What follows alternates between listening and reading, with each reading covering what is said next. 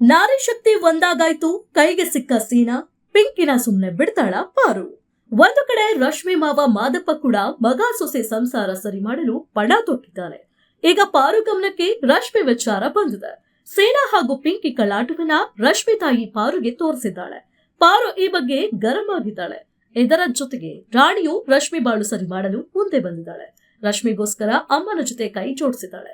ನಾರಿ ಶಕ್ತಿ ಈಗ ತನ್ನ ಕೈ ಚಳಕ ತೋರಿಸಲು ಮುಂದಾಗಿದೆ. ಜೀ ಕನ್ನಡ ವಾಹಿನಿಯಲ್ಲಿ ಪ್ರಸಾರ ಕಾಣ್ತಿರುವಂತಹ ಅಣ್ಣಯ್ಯ ಧಾರಾವಾಹಿಯಲ್ಲಿ ಏನ್ ನಡೀತಾ ಇದೆ, ಮುಂದಿನ ಸಂಚಿಕೆಯಲ್ಲಿ ಏನೆಲ್ಲ ಟ್ವಿಸ್ಟ್ ಗಳಿದೆ ಅನ್ನೋದು ನೀವು ಟಿವಿಯಲ್ಲಿ ನೋಡೋಕ್ಕೂ ಮುಂಚೆ ನಾವು ನಿಮ್ಗೆ ತಿಳಿಸ್ತಾ ಇದೀವಿ. ಎಸ್, ಶಿವು ತಂಗಿಯರ ಬಾಳು ಒಂದೊಂದು ಕಥೆಯಾಗಿದೆ. ಒಂದು ಕಡೆ ರತ್ನ ಮಾವ ಬಳಿ ತೊಂದರೆ ಅನುಭವಿಸ್ತಾ ಇದ್ರೆ, ರಶ್ಮಿ ಬಾಳಲ್ಲಿ ಪಿಂಕಿನೇ ಅಡ್ಡಿಯಾಗಿದ್ದಾಳೆ. ಎಷ್ಟು ದಿನ ಪಿಂಕಿ ಹಾಗೂ ರಶ್ಮಿ ಸೇನಾ ವಿಚಾರ ಶಾರದಮ್ಮಗೆ ಮಾತ್ರ ಸರಿಯಾಗಿ ಗೊತ್ತಿತ್ತು. ಆದ್ರೀಗ ಪಾರುಗೂ ವಿಚಾರ ಗೊತ್ತಾಗಿದೆ. ಹೀಗಾಗಿ ರಶ್ಮಿ ಬಾಳು ಸರಿ ಮಾಡಲು ಪಾರು, ಶಾರದಮ್ಮ ಹಾಗೂ ರಾಣಿ ಒಂದಾಗಿದ್ದಾರೆ. ಒಂದು ಕಡೆ ರಶ್ಮಿ ಮಾವ ಮಾದಪ್ಪ ಕೂಡ ಮಗ ಸೊಸೆ ಸಂಸಾರ ಸರಿ ಮಾಡಲು ಪಣ ತೊಟ್ಟಿದ್ದಾನೆ. ಈಗ ಪಾರು ಗಮನಕ್ಕೆ ರಶ್ಮಿ ವಿಚಾರ ಬಂದಿದೆ. ಸೀನಾ ಹಾಗೂ ಪಿಂಕಿಯ ಕಳ್ಳಾಟವನ್ನ ರಶ್ಮಿ ತಾಯಿ ಪಾರುಗೆ ತೋರಿಸಿದ್ದಾಳೆ. ಇದಕ್ಕೂ ಮುಂಚೆ ಹೊಸ ಪ್ರೋಮೋ ಔಟ್ ಆಗಿತ್ತು. ಪಾರು ಶಿವು ಮಲಗಿದ್ದಾಗ ಪಾರುಗೆ ಕೆಟ್ಟ ಕನಸು ಬೀಳುತ್ತೆ.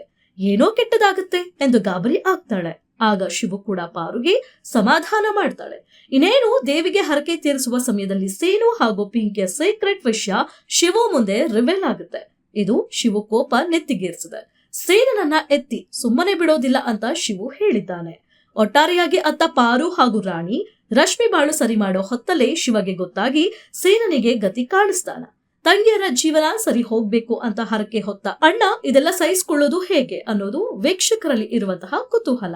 ಇನ್ನು ತಾಯಿ ಮಗನನ್ನ ಒಂದು ಮಾಡಲು ಪಾರ್ವತಿ ನಾನಾ ಕಸರತ್ತು ಮಾಡ್ತಿದ್ರೆ, ಇತ್ತ ಶಿವು ತನಗೆ ಅರಿವಿಲ್ಲದೆ ಅಮ್ಮನಿಗೆ ಹತ್ತಿರವಾಗ್ತಿದ್ದಾನೆ. ಸದ್ಯ ಈ ದೃಶ್ಯವು ಪ್ರೇಕ್ಷಕರ ಗಮನ ಸೆಳೆದಿದೆ.